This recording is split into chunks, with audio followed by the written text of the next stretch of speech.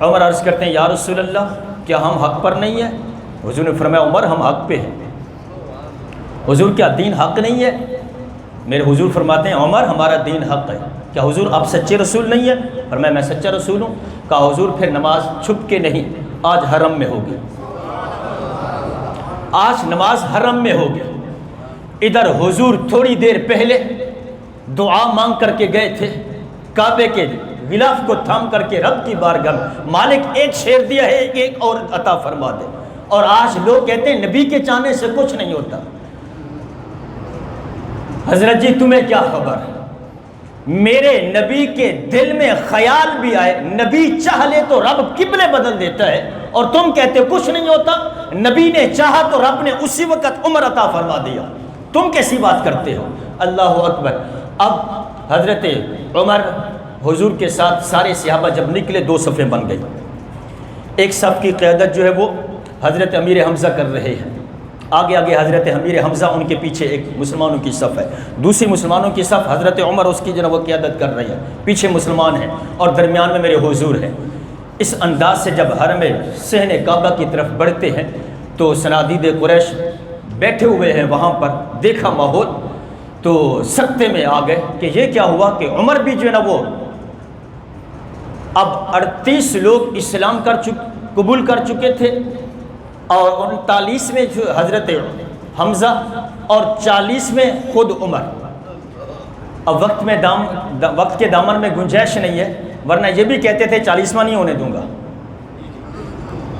یہ بھی کہتے تھے 40واں نہیں ہونے دوں گا، لیکن میرے رب کو یہی منظور تھا، تم کہتے ہو 40واں نہیں ہو، ہم تمہیں ہی 40واں بنائیں گے۔ عمر تم خود ہی 40 میں ہو، تو آج 40 میں کو جس کو چیڑ ہے وہ دیکھے کہ 40واں کہاں ہے۔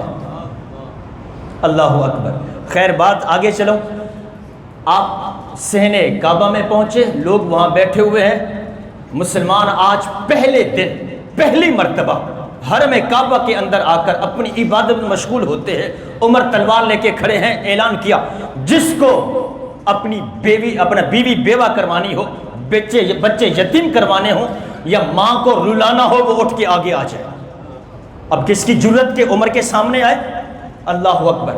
ایک روایت میں تھے ادھر حضرت عمر فاروق نے اسلام قبول کیا، ادھر مکے کے ہر کافر کے دروازے پر گئے، دستک دی، باہر آیا، عمر کو دیکھا، کیا ہوا؟ کہا میں اسلام قبول کر چکا ہوں۔ ہر کافر کے دروازے پر جا کر اسے میں اسلام قبول کر چکا ہوں، اگر ہمت ہے تو سامنے آ جاؤ، روک سکتے ہو تو سامنے آ جاؤ۔ یہ ایک ایک دروازے پر دستک دے رہے ہیں، ہر ایک کو کہہ رہے ہیں۔ اور جب اسلام قبول نہیں کیا تھا، ایک دفعہ حضور کی ایک صحابیہ جن کا نام ہے حضرت زنیرہ، جو نابینا تھی اور حضور پر اسلام لا چکی تھی، نحیف تھی، کمزور تھی، جس میں گوشت نہیں تھا لیکن رگ رگ میں عشق رسول بھرا ہوا تھا۔ ان کا آقا مارتا ہے، ظلم و تشدد کرتا ہے، گرمیوں کے دن ہیں، مار رہا ہے، تھک گیا، اتنے میں عمر کا گزر ہوتا ہے وہاں سے، کہا عمر ادھر آؤ، یہ اس نبی کا دین نہیں چھوڑ رہے۔ عمر کوڑا پکڑتے ہیں، مارنا شروع کر دیتے ہیں، مار کے جب تھکتے ہیں تو گھوڑے والی رسی گلے میں دبا کر کے کھینچتے ہیں، اتنی زور سے کھینچی کہ آنکھیں باہر آ گئیں، اور اس وقت کہا بلا اپنے محمد کو کہ وہ تیری آنکھیں صحیح کرے۔ جب یہ بات کی حضرت زنیرہ کی آنکھوں سے آنسو ٹپک کر پڑے، عرض کرتی ہیں مالک میں کبھی بھی آنکھیں نہ مانگتی، لیکن اب بات تیرے محبوب کی عظمت کی آ گئی ہے، مالک اب تیرے محبوب کی عظمت کی بات ہے، یہ میری آنکھیں روشن کر دے۔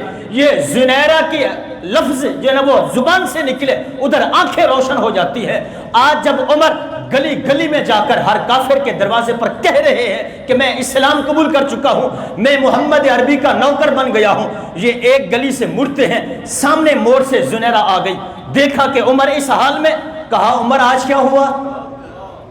کل تو تم مجھے مار رہے تھے، کل تم مجھ پر تشدد کر رہے تھے، اور آج خود ہی اعلان کر رہے ہو کہ میں محمد عربی کا نوکر بن گیا ہوں۔ کہا زنیرہ اس وقت دیکھا نہیں تھا، جنہیں ویکھیا نہیں او کرن گلا، جنہیں ویکھیا ہے وہ تے بول دینے، جنہیں نہیں ویکھیا وہ گلا کرن۔ لیکن الحمدللہ اہل سنت نے ایمان کی نظر سے حضور کو دیکھا ہے، اس لیے جنہیں نہیں ویکھیا وہ کرن گلنا، جنہیں ویکھیا ہے وہ کچھ بول دے نہیں۔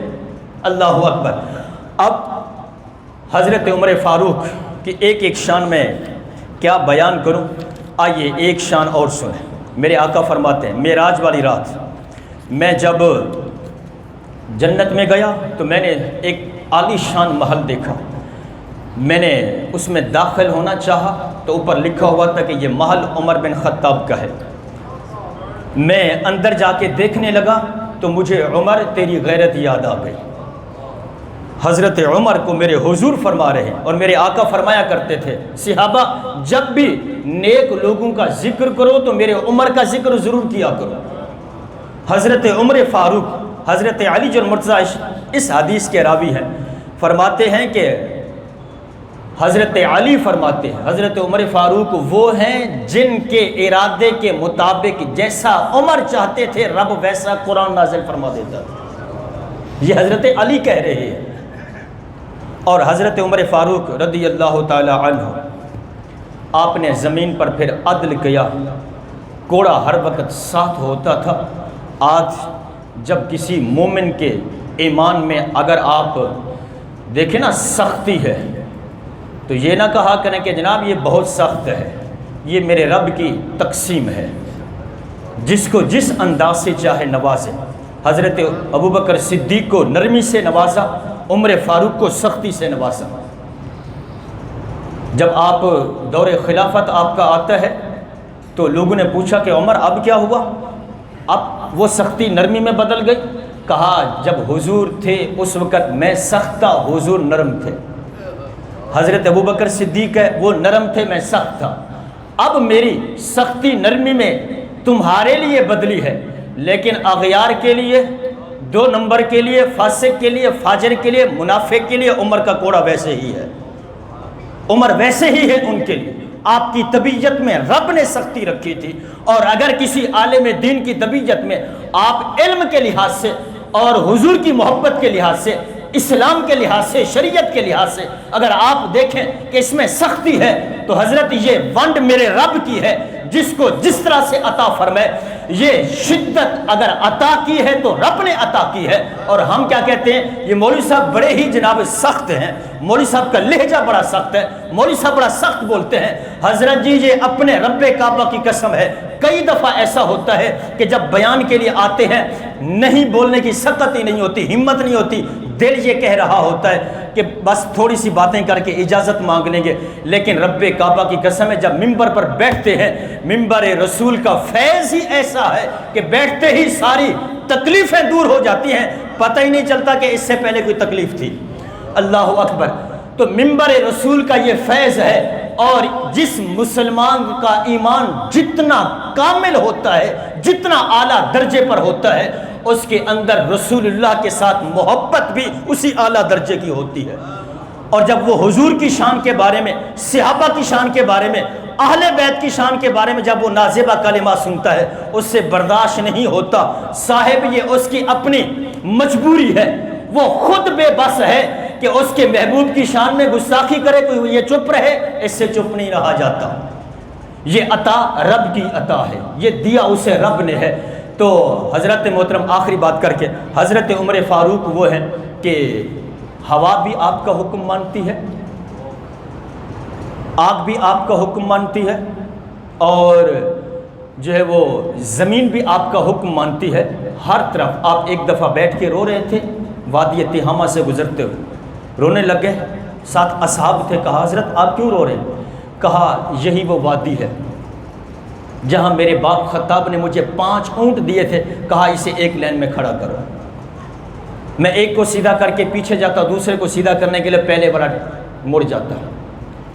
5 اونٹ مجھ سے لین میں سیدھے کھڑے نہ ہوئے۔ میرے باپ خطاب نے مجھے بہت مارا تھا، بہت مجھے مار پڑی تھی، یہی وادی تہامہ تھی۔ اور آج 23 لاکھ مربع میل پر صرف جانور ہی نہیں، انسان بھی ایک لین میں کھڑے ہوئے ہیں، جانور بھی ایک لین میں کھڑے ہوئے ہیں، ہر طرف عمر کا جو وہ کہنا چلتا ہے۔ تو کہا آج رونا اس لیے آیا کہ کہ عمر تیرے اوپر ایک وقت وہ بھی تھا کہ 5 جانور تیرے سے سیدھے نہیں ہوتے تھے، اور آج 23 لاکھ مربع میل کی حکومت ہے تیری، اور سب وہاں جن و انس جو ہیں وہ ایک لائن میں کھڑے ہوئے ہیں۔ تو یہ عمر تیری کوئی جو ہے نا وہ جرت نہیں ہے، یہ تیری بہادری نہیں ہے، یہ تیرا کمال نہیں، یہ صدقہ سارا محمد عربی کے جوتوں کا ہے، یہ حضور کے جوڑوں کا صدقہ ہے۔ تو کعبے پر قابض ہو جانے سے کعبے والا نہیں ملتا، آخری بات ہے، کعبے پر قبضہ کر لینے سے کعبے والا نہیں ملتا، ورنہ عمر سے پوچھ لو، عمر کا بھی قبضہ تھا کعبے پر، چابی بے شک ابو جہل کے پاس تھی، دھونس عمر کی چلتی تھی، کہہ دیتے کہ آج کعبے کا دروازہ نہیں کھلنا، کسی کو ہمت نہیں کہ دروازہ کھول کے دکھائے، کعبے پر قبضہ تھا، رب نہیں ملا۔ بات ذرا توجہ سے سنیے گا، کعبے پر قبضہ تھا، رب نہیں ملا۔ پوچھا عمر رب کب ملا؟ کہا جب مصطفیٰ کی دربار میں پہنچا، رب تب ملا جب مصطفیٰ کی دربار میں پہنچا۔ ہم بس یہی کہتے ہیں لوگوں یہ نہ دیکھو کہ وہاں کون ہے، دیکھو یہ کہ نسبت کہاں ہے، بس بات اتنی سی ہے۔ وآخر دعوانا الحمدللہ رب العالمین۔